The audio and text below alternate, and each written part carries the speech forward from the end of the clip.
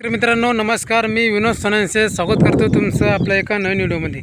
शेतकरी मित्रांनो, आजच्या व्हिडिओमध्ये आपण पाहणार आहोत की आपल्या कपाशीची ही वाढ थांबून गेलेली आहे। शेतकरी मित्रांनो, यंदा यावर्षी असं झालं आहे की पाऊस या ठिकाणी खूप कमी पडला, त्याच्यामुळे आपले जे कपाशीची जे वाढ आहे, जे ग्रोथ आहे, ते या ठिकाणी आपल्याला थांबल्यासारखे दिसते। तर अशा वेळेस आपल्याला काय करायचं आहे, कोणतं नियोजन या ठिकाणी करायचं आहे, अशी संपूर्ण माहिती तुम्हाला या व्हिडिओच्या माध्यमातून मिळणार आहे। तर व्हिडिओ शेवटपर्यंत बघा आणि चॅनलवरती नवीन असाल तर चॅनलला लवकरात लवकर सबस्क्राईब करून ठेवा आणि शेतकरी बांधवापर्यंत शेअर करा। चला तर तुम्हाला या ठिकाणी एकदा कपाशीची थोडी क्वालिटी दाखवतो आणि त्यानंतर तुम्हाला या ठिकाणी सविस्तर माहिती देतो। हे बघा, आपल्या कपाशीची क्वालिटी तुम्ही या ठिकाणी पाहताय आणि हे सर्व झाल्यानंतर शेतकरी मित्रांनो, मी तुम्हाला या ठिकाणी कपाशीची जे वाढ थांबून गेलेली आहे, कपाशीची वाढ कशामुळे थांबली अशी संपूर्ण माहिती तुम्हाला आजच्या व्हिडिओमध्ये भेटणार आहे। तर व्हिडिओ स्किप करू नका। चॅनलवरती नवीन असाल तर चॅनल लवकरात लवकर सबस्क्राईब करून ठेवा। चला तर मग आता मी तुम्हाला संपूर्ण माहिती या ठिकाणी द्यायला सुरुवात करतो। तर शेतकरी मित्रांनो, कपाशी पिकाचे नियोजन करताना प्रामुख्याने खत व्यवस्थापन त्याचबरोबर फवारणी व्यवस्थापनने वेळेवर होत नसल्यामुळे, त्याचबरोबर यावर्षी पावसाचे प्रमाण कमी असल्यामुळे कपाशी पिकावर मावा रोगाचा अधिक प्रादुर्भाव आढळून येत आहे आणि त्यामुळे कपाशी चांगल्या प्रकारे वाढ म्हणजेच ग्रोथ होत नाही। त्यासाठी सुरुवातीला फवारणी व त्याचबरोबर खत व्यवस्थापन कशा पद्धतीने करायचे याची संपूर्ण माहिती आज आपण आपल्या व्हिडिओमध्ये पाहणार आहोत। तर व्हिडिओ पूर्ण बघा आणि चॅनलला लाईक सबस्क्राईब करून ठेवा। तर शेतकरी मित्रांनो बघा, आता आपण फवारणी व्यवस्थापन पाहू।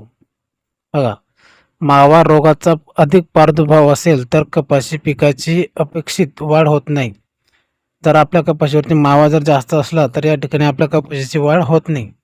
त्यासाठी झाड निरोगी असेल तर दिलेले खत हे चांगल्या प्रकारे जमिनीतून मुळ्याद्वारे उचलले जाते।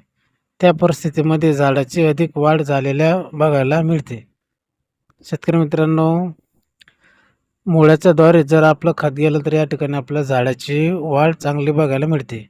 बघा, आता हे झालं आपलं खताचं। आता फवारणी व्यवस्थापन या ठिकाणी आपण पाहणार आहोत।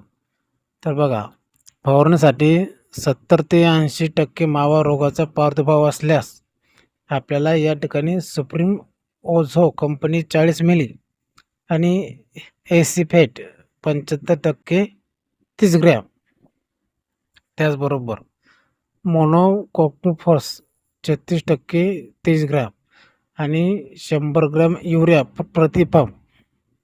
मावा रोगाचा प्रादुर्भाव 50 ते 60% असल्यास आपल्याला या ठिकाणी इमिडोक्लोपिड 17.80% 20 मिली घ्यायचं आहे आणि त्याचबरोबर बायो 303 हे 40 मिली घ्या। आणि मावा रोगाचा प्रादुर्भाव 30 ते 40% असल्यास खालील फवारणी 4 दिवसाच्या फरकाने परत तेच फवारणी घ्यावी। शेतकरी मित्रांनो, जर मावा जास्त असेल तर आपल्याला या ठिकाणी 4 दिवसाच्या फरकाने परत तेच फवारणी या ठिकाणी घ्यायची। आणि आता बघा, एसिफेट 75% 30 ग्रॅम आणि मोनोकोक्टोफॉस 40 मिली आणि 100 ग्रॅम युरिया खत व्यवस्थापन कपाशीचे चांगल्या प्रकारे वाढ होत नसल्यास, तर बघा, आता युरिया हा 25 किलो आणि 10-20 एकरी एक बॅग।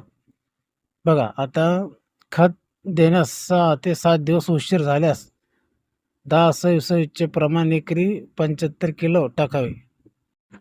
शेतकरी मित्रांनो, जर आपल्याला खत टाक्यामध्ये 6 ते 7 दिवस जर उशीर झाला तर आपल्याला या ठिकाणी 10-20चे प्रमाण कमीत कमी एकरी 75 किलो असे या ठिकाणी आपल्याला घ्यायचे। तर शेतकरी मित्रांनो, अशा प्रकारे कपाशीची जर वाढ होत नसेल तर आपल्याला मी जी माहिती तुम्हाला या ठिकाणी सांगितली तसं नियोजन आपल्याला या ठिकाणी करायचं आहे। शेतकरी मित्रांनो, व्हिडिओ तुम्हाला कसा वाटला? व्हिडिओ चांगला वाटला असेल तर मला कमेंट करून सांगा आणि चॅनलला लवकरात लवकर सबस्क्राईब करून ठेवा, जेणेकरून तुमच्यापर्यंत मी असेच नवीन व्हिडिओ या ठिकाणी घेऊन येणार आहे। तर शेतकरी मित्रांनो व्हिडिओ या ठिकाणी थांबवतो. धन्यवाद.